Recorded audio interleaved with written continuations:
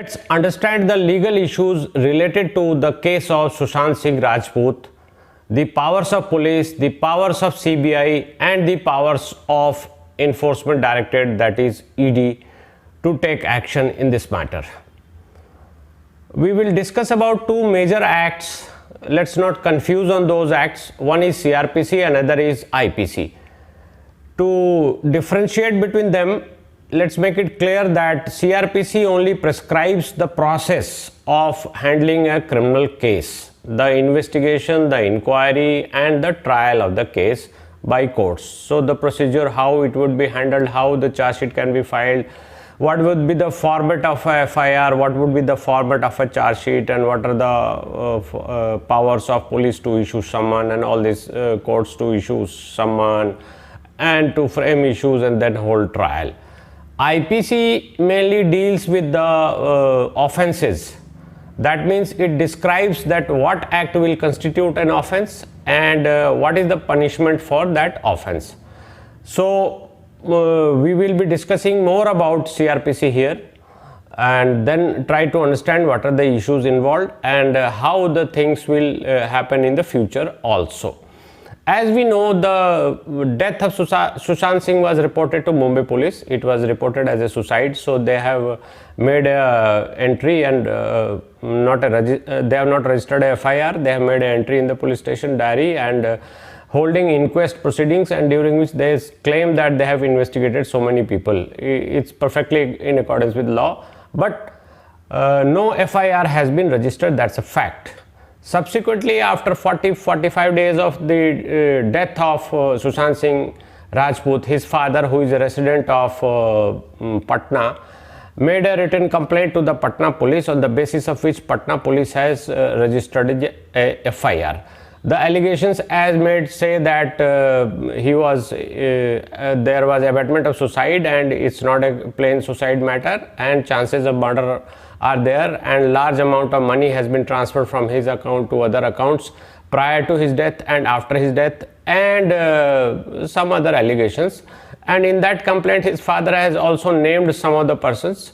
We know through media that one of the persons is Riya Chakravarti, as it has come to the knowledge of the people. Now, based on that FIR, Patna police has undertaken an investigation, and they commenced the investigation in the matter and went to Mumbai and tried to coordinate with the Mumbai police, but Mumbai police, for the reasons best known, has not cooperated with Patna police. Rather, they have started obstructing, and when a IPS officer from Patna police went to Mumbai, he was quarantined on the pretext of all these things, and ultimately the investigation details were not shared with him, and it was very clear that Mumbai police is very much trying to obstruct the investigation of the matter. Now, in the meanwhile, the named accused, that is Riya Chakravarti, went to Supreme Court seeking a transfer of the FIR from Patna to Mumbai. And things have happened thereafter. Hearing has taken place, and in the meanwhile Bihar government has now decided to hand over the investigation to the CBI and made a notification to this effect, and central government has accepted and made a statement before the Supreme Court saying that they are handing over the case to CBI and CBI will take up the matter now. Now let us understand till this stage what has happened. Let us understand, and in the subsequent part we'll try to understand the subsequent proceedings and the legal effects of those proceedings. As we know, Section 154 of CRPC empowers the police to register a FIR the moment a report of a cognizable offence is made. In Patna, a report of cognizable offence was made in writing, so police has registered a FIR. Till that stage it's all right, there is no issue.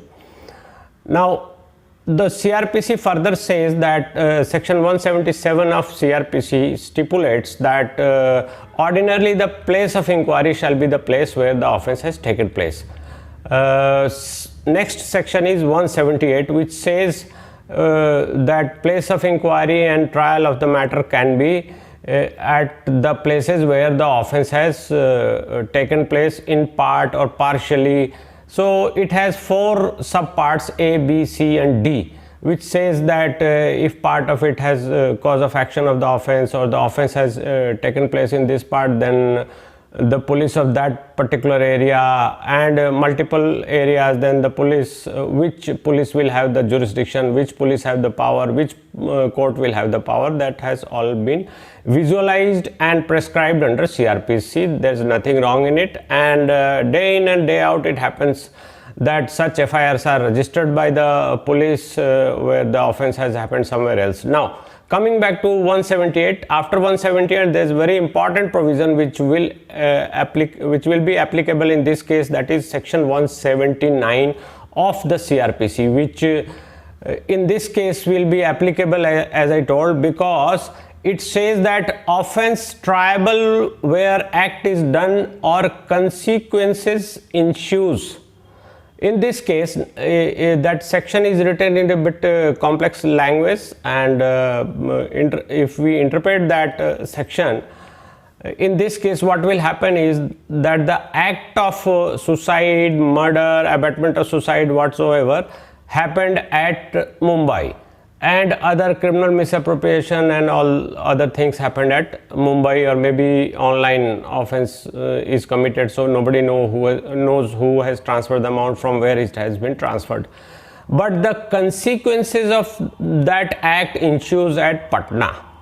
Father of Sushant Singh came to know about his death and about the misappropriation of the money at Patna. So section 179 very clearly stipulates and mandates that Patna police can take up the FIR and the trial can be held at Patna. Now in this regard, let us see what are the effects, what are the offenses committed as per IPC. As per the report, somebody has transferred money from his account during his lifetime, and after his death somebody has transferred. Nobody knows who has transferred. But prior to his death, the transfer of money has a different connotation. It can be a different offense. But after his death, if somebody has transferred the money, that means he has impersonated himself as Sushant Singh Rajput and then operated the bank account online and used the user ID and password given to Sushant Singh Rajput. Legal position is very clear. After the death of Sushant Singh Rajput, this user ID and password given to him by the bank only remains a code, and nobody else is authorized to use it unless prescribed by the bank specifically in this regard. So anybody who has done it is liable for the offense of impersonation, that is 419 of IPC, and punishment is prescribed under 420 of IPC. Since he has transferred the money, the offense of 406 IPC has been committed, which says criminal misappropriation of money. Since it has been done online, so there are chances that offense under IT Act has also been committed.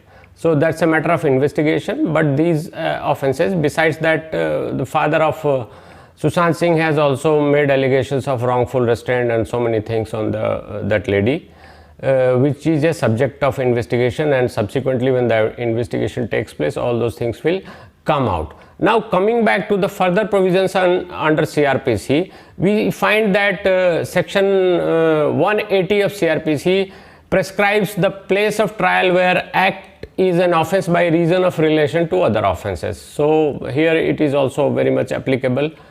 Besides 179, 181 of the CRPC says place of trial in case of certain offenses. So it has been described in 5 parts, 1, 2, 3, 4 and 5. 181 postulates various circumstances, various conditions where the offense, how the offense will be committed at one place and how it would be tried by the court of that place.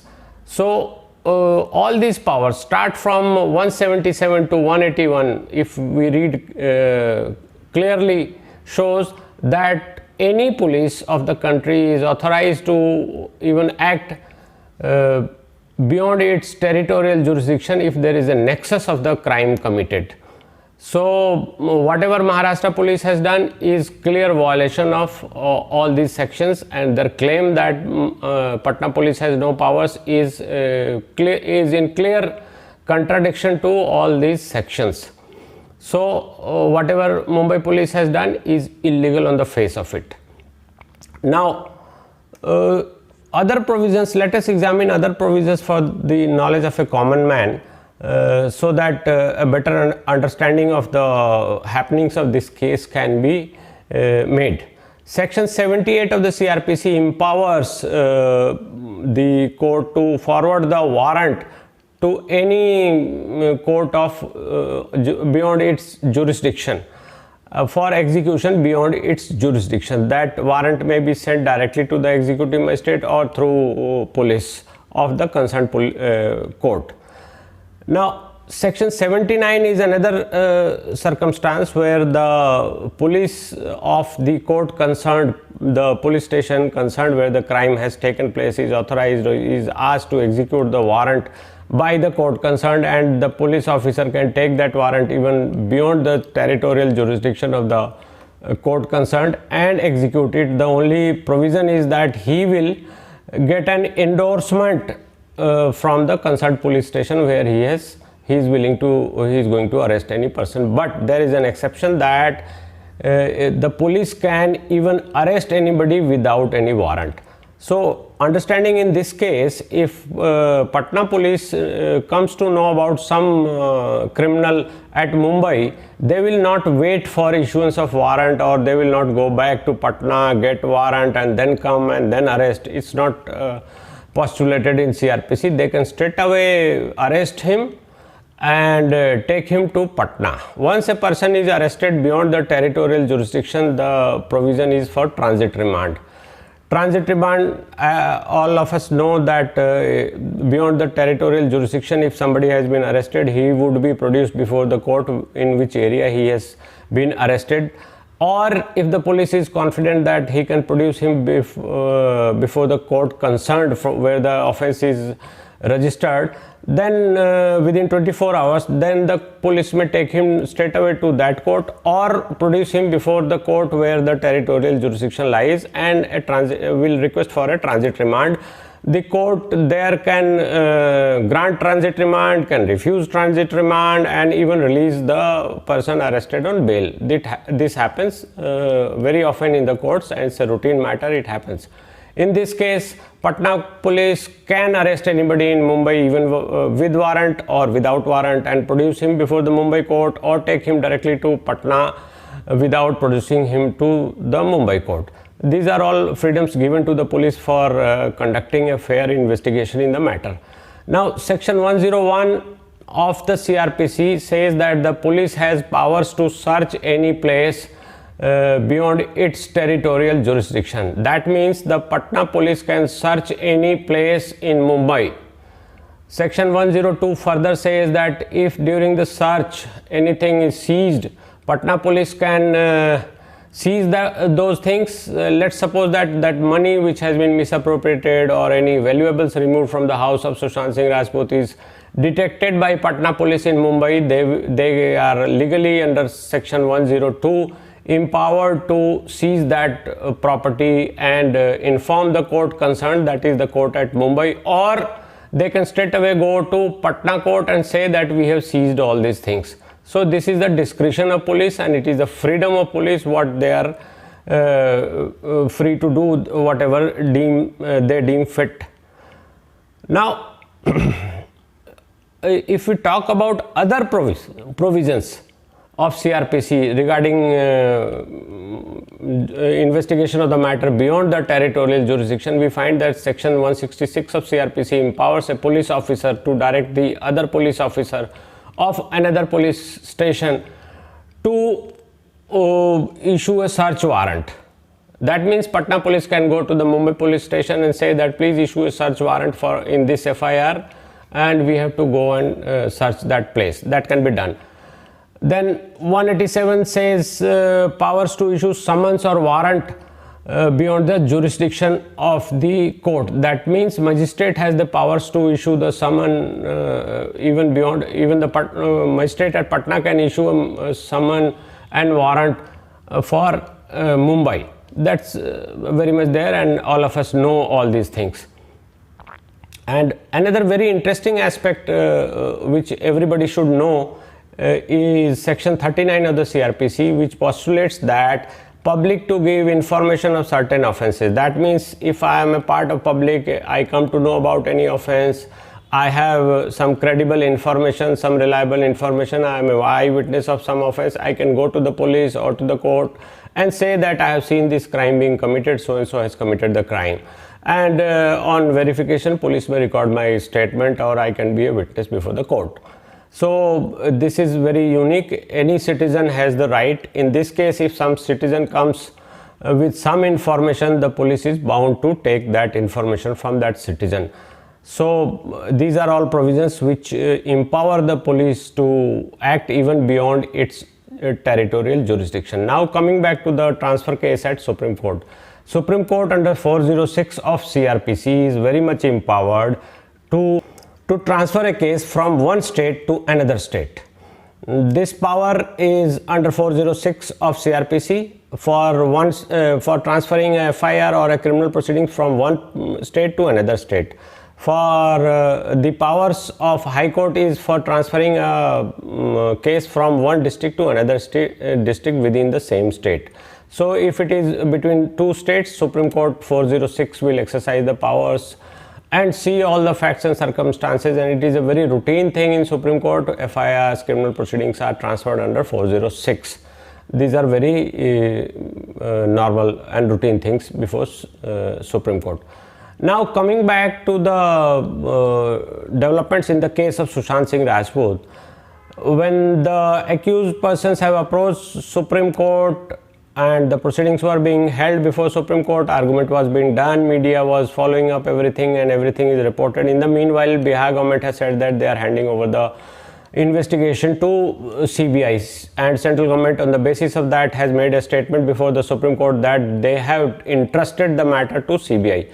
Please take note that CBI will investigate the FIR registered at Patna, because there is no FIR registered at Mumbai.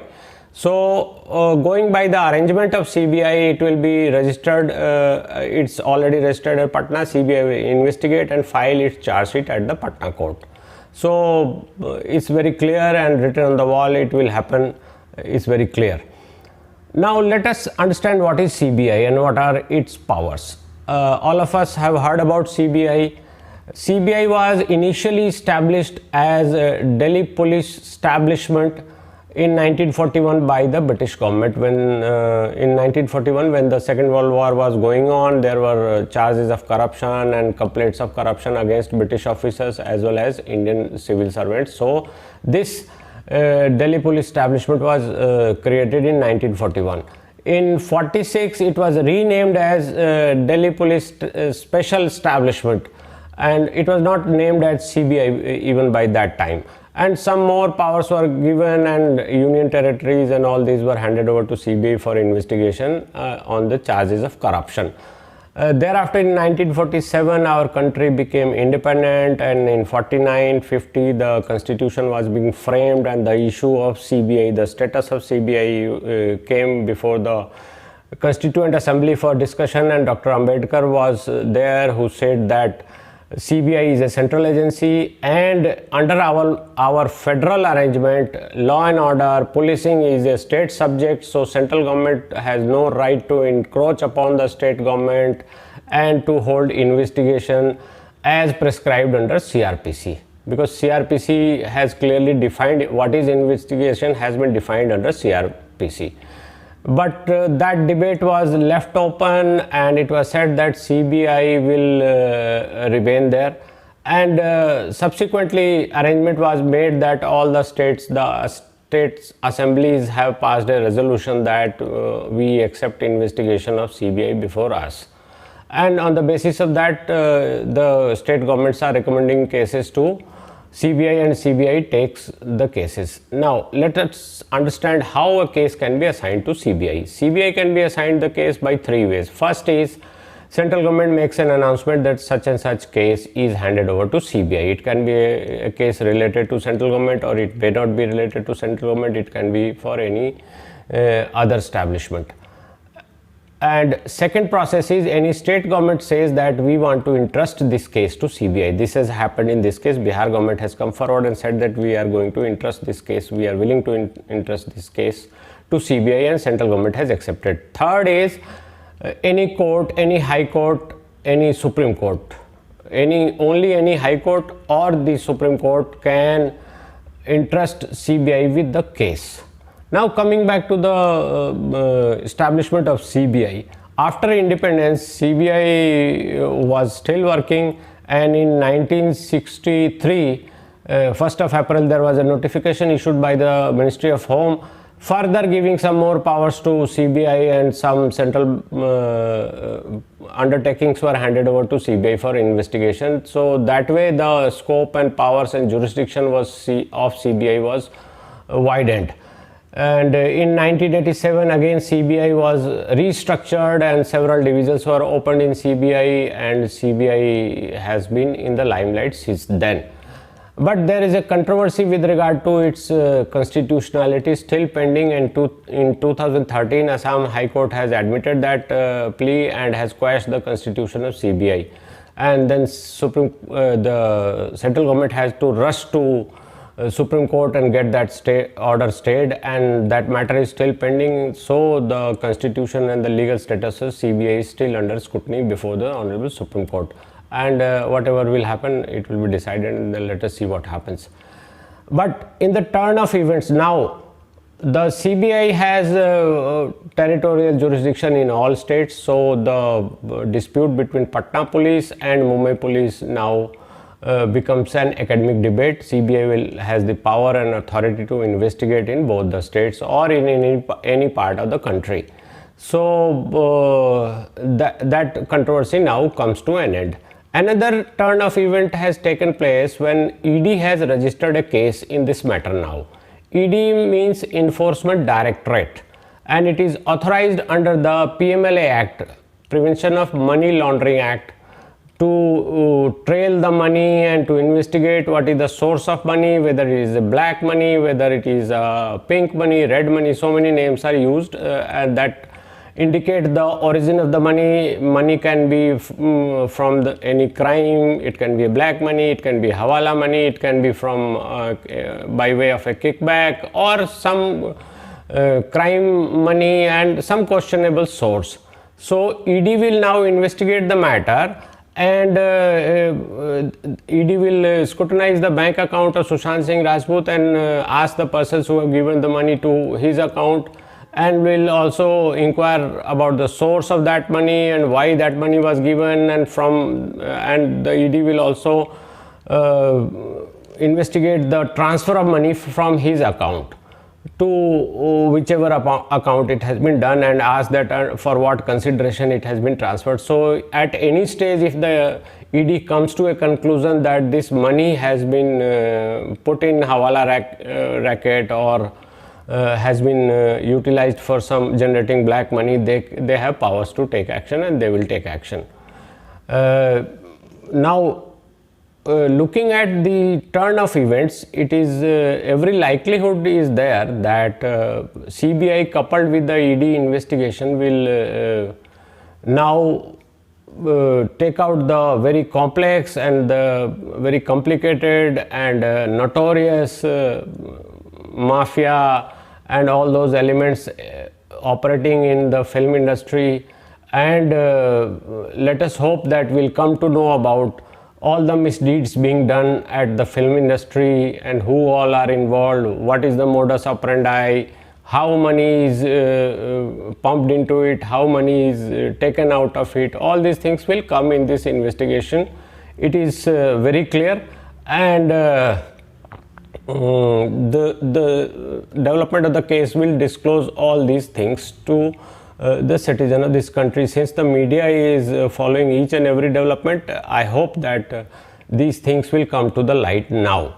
But one thing is very clear, that Maharashtra police has acted strictly against the provisions of CRPC. 177 they have violated, 178 they have violated, 179 they have clearly violated, and under our federal, quasi-federal arrangement of policing, the state police always cooperates with each other, and entire information is shared. Whenever there is a police from another state, the police station concerned helps them to every extent. Unfortunately, Maharashtra police has not done so, and that's the reason they are facing all criticism from all the corners of the society.